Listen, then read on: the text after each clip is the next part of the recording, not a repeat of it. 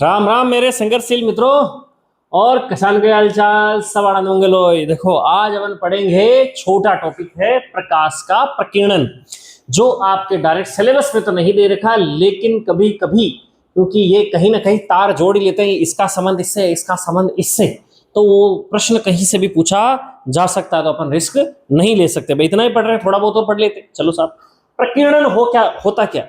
देखो साधारण बातें करते हैं अपन। जैसे आप देखते होंगे कि आसमान का जो रंग है आपको कैसा दिखाई देता है दोस्तों।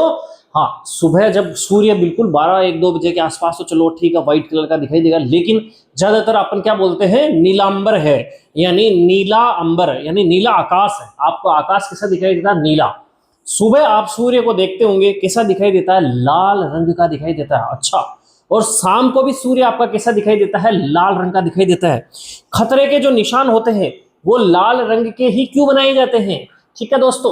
और पानी का रंग अपन क्यों कहते हैं, आज ब्लू है पानी, पानी है ना, और दिन है सैनी, सानी। तो कुल मिला के पानी भी, पानी का जो समुद्रों का जो पानी होता है या नदियों का जो पानी होता है वो किस रंग का दिखाई देता है दोस्तों, नीले रंग का दिखाई देता है, समझ में। इसलिए पृथ्वी को अगर आप ऊपर से देखते हैं, जय आप 100-200 किलोमीटर ऊपर जाते हैं, तो पृथ्वी आपको नीले रंग की, इसलिए इसको कौन सा ग्रह कहा गया है, नीला ग्रह कहा गया है पृथ्वी को, समझ में आई। तो ये सब जो रंगों की चीजें हैं, ये सब कहीं ना कहीं प्रकाश के कोई ना कोई गुण के कारण ये चीजें होती है, जो कि आपको मैंने बताया था, ये तरंगीय गुण होते हैं, समझ में आई। तो रेले ने सबसे पहले इन प्रकीर्णन के बारे में बताया। अब इस प्रकीर्णन के बारे में चर्चा करने से पहले फिर से आपको मैं तरंग के बारे में बताता हूं, कि जो मान लो प्रकाश की तरंग है किस प्रकार से चलती, ये मान लो माध्यम है, और ये सोर्स है जहां से तरंग जनरेट हो रही है। ये दिशा है दोस्तों कि इस तरफ तरंग आगे बढ़ रही है। ये क्या करती है, एक श्रृंग और एक गर्त, ठीक है। अब इसको कहते हैं एक तरंग, क्या कहते हैं इसको, तरंग। एक तरंग ये हो गई आपकी तरंग दैर्ध्य, समझ में आ गई। ये जितनी इसकी बड़ी लंबाई होगी, इसका तरंग दैर्ध्य उतनी ही ये क्या होगी, बड़ी होगी, समझ में आ गई। ये इसकी अधिकतम ऊंचाई क्या कहलाती है, आयाम। क्या कहलाती है, ये आयाम कहलाती है, ठीक है। अधिकतम ऊंचाई या अधिकतम, ये जो नीचे ये गर्त है, ये भी क्या है, इसका आयाम है। आप देखते होंगे कि आप जब स्पीकर के अंदर बेस बढ़ाते हो तो वो आवाज आती है धम धम, यानी उनकी जो तरंग होती है ना, ध्वनि तरंगे, उनका आयाम क्या एकदम से बढ़ता, धम धम, इस प्रकार से तरंग आगे बढ़ती। जितनी ऊपर जाती है उसका आयाम उतना ही बड़ा होता है, और ये तरंग जितनी लंबी होती है उसकी तरंग दैर्ध्य भी उतनी ही लंबी होती है। एक तरीके से दूसरी तरंग आप देखिए, दूसरी तरंग क्या होती है कि कुछ तरंगे इस प्रकार की होती है, यानी जिनकी तरंग दैर्ध्य उनकी क्या होती है, कम होती है, लेकिन इनकी आवृत्ति ज्यादा है। आवृत्ति क्या होती है कि एक सेकंड में तरंगों की संख्या, एक सेकंड में तरंगों की संख्या, एक सेकंड में कितनी तरंगें निकल रही। आप सोचिए ये तरंग इतनी बड़ी है, ये तरंग इतनी बड़ी है कि एक सेकंड में कम संख्या में निकलेगी। ये तरंग छोटी है, इनकी तरंग दैर्ध्य जो है, जिसको अपन लेमडा से बताते हैं तरंग दैर्ध्य, ये कैसी है, इसकी छोटी है, और इसकी ये कैसी है, बड़ी है। अब आप खुद अनुमान लगाइए, इसकी तरंग दैर्ध्य छोटी है तो ये एक सेकंड में अधिक संख्या में निकल जाएगी, यानी इसकी छोटी तरंग दैर्ध्य की आवृत्ति क्या होगी, ज्यादा होगी। इसकी आवृत्ति कैसी होगी, साफ कम होगी, ठीक। यानी इसकी जो तरंग दैर्ध्य होगी यूं बड़े आकार में इस प्रकार से चलेगी, और बेचारी बिल्कुल यूं मान लो, तो अगर एक दृष्टि से देखे तो सीधी निकल जाती है। अगर मान लो इस प्रकार से देखे तो ज्यादा इसमें कोई ऊपर नीचे नहीं है, छोटी तरंग है, समझ में आ गई, लेकिन इसकी आवृत्ति ज्यादा है। चलो साहब, बाण साहब ये खई बता रहे हो, आप तो प्रकीर्णन बताओ बेटा, यही बताने वाले हैं। उदाहरण चलो अपन स्टार्ट में इस चीज से समझते हैं कि सूर्य महाराज होते हैं वो सुबह और शाम को आपको लाल रंग के दिखाई देते हैं। तो लाल रंग के क्यों दिखाई देते हैं, देखो सुनो, ये है आपका सूर्य, ये है सन। आपने देखा होगा कि वायुमंडल के अंदर कभी कभी आपने देखा होगा कि कहीं आप खिड़की कोचे में बैठे हो जहां पर थोड़ा सा प्रकाश आ रहा हो, तो उस जगह पर आपको धूल मिट्टी के कण आपको दिखाई देंगे, यानी वो जो धूल मिट्टी को स्पर्श करते हुए, क्योंकि प्रकाश तो आपको इससे दिखाई नहीं देता है प्रकाश, लेकिन आपको उस धूल मिट्टी के कणों से होकर जो प्रकाश जाता है ना, उस प्रकाश को वो कहलाता है टिंडल मोशन। उस प्रकाश को, वो जो प्रकाश जो जा रहा है, जिसके जो चारों तरफ, किसके चारों तरफ है, धूल के कण, वो जो धूल के कण आपको साफ दिखाई देते हैं, वो आपको एक रास्ता दिखाई देता है कि प्रकाश यहां से जा रहा है। बात समझे मेरी बात को।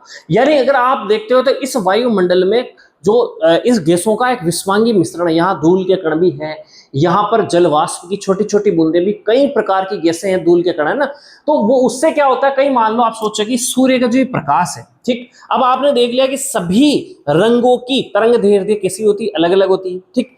कोई अलग तरंग दैर्ध्य का, जिसमें आपने देखा कि बैंगनी जो रंग की तरंग दैर्ध्य है, बैंगनी रंग और लाल रंग, बैंगनी रंग जो है उसकी तरंग दैर्ध्य कैसी होती है, छोटी तरंग दैर्ध्य होती, कैसी होती है, छोटी तरंग दैर्ध्य होती है, ठीक साहब। और इसकी इसकी जो तरंग दैर्ध्य कैसी होती है, बड़ी तरंग दैर्ध्य होती है, लाल प्रकाश की बड़ी तरंग दैर्ध्य। अब यानी ये जो चलेगा यू, अब मान लो सोचो आप कि कोई प्रकाश के कण है, वो जो तरंग है वो यू यू जा रही है, अब वो धूल के कणों से टकराने की संभावनाएं कैसी हो जाती है, लाल की बहुत कम हो जाती है। लेकिन बैंगनी रंग की जो प्रकाश है वो क्या होता है दोस्तों कि वो जब यूं यूं बिल्कुल यूं यूं कम कम तरीके से चलता ना, तो ये कहीं ना कहीं धूल के कणों के संपर्क में ज्यादा हो जाता है। जैसे धूल के कणों के संपर्क में आएगा तो ये बैंगनी रंग का प्रकाश क्या हो जाएगा, फैल जाएगा। जैसा कि आप जानते हो कि बेजानी है पीनाला, यानी इन लास्ट के 3 रंगों का जो प्रकीर्णन होता है, यानी इनकी तरंग दैर्ध्य कैसी होती है, यानी कि जो तरंग दैर्ध्य लैम्डा होती है वो बड़ी होती है दोस्तों। कैसी होती है, बड़ी होती है। तो इनका जो क्या होगा, कोई धूल के कणों से टकराकर फैलना, जिसको आप क्या नाम देते हो, प्रकीर्णन। मतलब जब सूर्य के प्रकाश की किरणें के छोटे छोटे जो ऑब्जेक्ट्स होते हैं, धूल के कण हैं, उनसे टकराकर फैल जाते हैं, इन रंगों के प्रकाश को फैलना क्या कहलाता है, प्रकीर्णन। तो प्रकीर्णन होगा वो पी नाला यानी पीले, नारंगी और लाल रंग का कम होगा। रीजन क्या है कि इसकी तरंग दैर्ध्य कैसी होती है, बड़ी होती है, तो यूं ही होती है। आप खुद अनुमान लगाइए कि वो आराम से उस धूल के कणों को पार करके आगे निकल जाती है। और इनका इनका क्या होता है दोस्तों, प्रकीर्णन बहुत ज्यादा होता है, क्योंकि इनकी तरंग दैर्ध्य कैसी है, बहुत छोटी है। स्पेशली इन तीनों की तरंग दैर्ध्य कैसी है, बहुत छोटी है। ये क्या करते हैं, फैल जाते हैं। फैलने के कारण जो प्रकाश फैला है, बैंगनी, जामुनी, नीला, इनका अगर आप कॉम्बिनेशन बनाएं तो कौन सा रंग बन जाता है, आसमानी, यानी स्काई ब्लू। कैसा बन जाता है, स्काई ब्लू। इसी स्काई ब्लू के फैल जाने के कारण जो फैला हुआ रंग है, आपको आसमान कैसा दिखाई देता है दोस्तों, स्काई ब्लू कलर का दिखाई देता है। अब बात करते हैं अपन सन की। सूर्य सुबह लाल और शाम को लाल क्यों दिखाई देता है, रीजन क्या है कि वायुमंडल में कई धूल के कण हैं, इनमें से प्रत्येक रंग की प्रकाश यानी बेजानी है जितनी भी है, ये सारी ऊपर वाली 3, इसमें क्या होता है कि वो तो क्या कर गई, फैल गई धूल के कणों से टकराकर। केवल लाल, नारंगी और पीले रंग की प्रकाश, स्पेशली नारंगी और लाल रंग, ये क्या होता है कि बड़ी बड़ी तरंगों के साथ में ये आगे बढ़ता हुआ आपकी आंख तक केवल यही प्रकाश पहुंचता है। इसीलिए सूर्य आपको कैसा दिखाई देता है साहब, लाल रंग का दिखाई देता है। लाल रंग के प्रकाश की तरंग दैर्ध्य ज्यादा होने के कारण इसका प्रकीर्णन बहुत कम होता है, और प्रकीर्णन बहुत कम होता है तो यही प्रकाश आपको आंखों तक पहुंचता है। इसीलिए जो प्रकाश पहुंचा है, जिस रंग का प्रकाश पहुंचा है, उसी रंग की आपको वस्तुएं दिखाई देती है। इसलिए सूर्य सुबह और शाम को कैसा दिखाई देता है मित्रों, लाल रंग का दिखाई देता है। इसी प्रकार से आपका जो पानी है, पानी भी कैसा, ब्लू रंग का अधिकतर दिखाई देता है, क्योंकि प्रकीर्णन उसी का ही ज्यादा हो रहा है। समझ में आ रही है बात, चलो वो जो फैल जाता है। तो इस प्रकार से खतरे के रंग, खतरे का जो मान लो निशान है दोस्तों, उसमें भी क्या होता है, लाल रंग।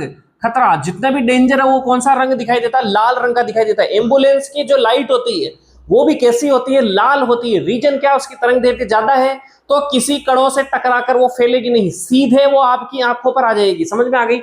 और लेकिन दिन के 12 बजे सूर्य जब सीधी ऊपर होता है तो उसका प्रकाश बहुत तेज होता है, तो बिल्कुल सातों रंग का प्रकाश, इतना प्रकीर्णन नहीं हो पाता दिन के 12 बजे। तो सातों रंगों का प्रकाश एक साथ आपकी आंखों तक पहुंचता है। और आप जानते हैं कि सातों रंगों का मिश्रण कैसा होता है, व्हाइट। इसीलिए आपको दिन के समय सूर्य कैसा दिखाई देता है मित्रों, व्हाइट कलर का दिखाई देता है। और रेले महोदय ने, इन्होंने क्या बताया, रेले ने बताया कि भाई जो प्रकाश का जो प्रकीर्णन है, प्रकाश का प्रकीर्णन है, उसकी तरंग दैर्ध्य, जो तरंग दैर्ध्य होगी उसकी चतुर्थ घात के व्युत्क्रमानुपाती होती। क्या होगा, प्रकीर्णन जो होगा, प्रकीर्णन आई जो है प्रकीर्णन, ये इसके प्रकाश की, जो प्रकाश की तरंग दैर्ध्य है उसकी चतुर्थ घात के व्युत्क्रमानुपाती है। व्युत्क्रमानुपाती 1/, इस प्रकार से लगा देंगे, यानी आई बराबर 1/1/1 इस प्रकार से लेमडा की घात 4 हो जाएगी।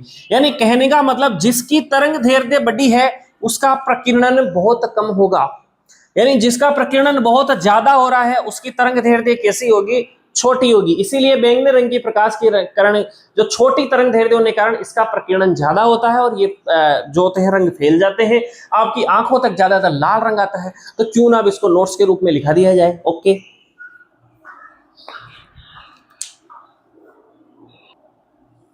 हाँ दोस्तों देखो, छापो इसको। ठीक है, आज के लिए सभा यहीं समाप्त करते हैं। तो वीडियो अच्छा लगा हो तो लाइक शेयर सब्सक्राइब करें।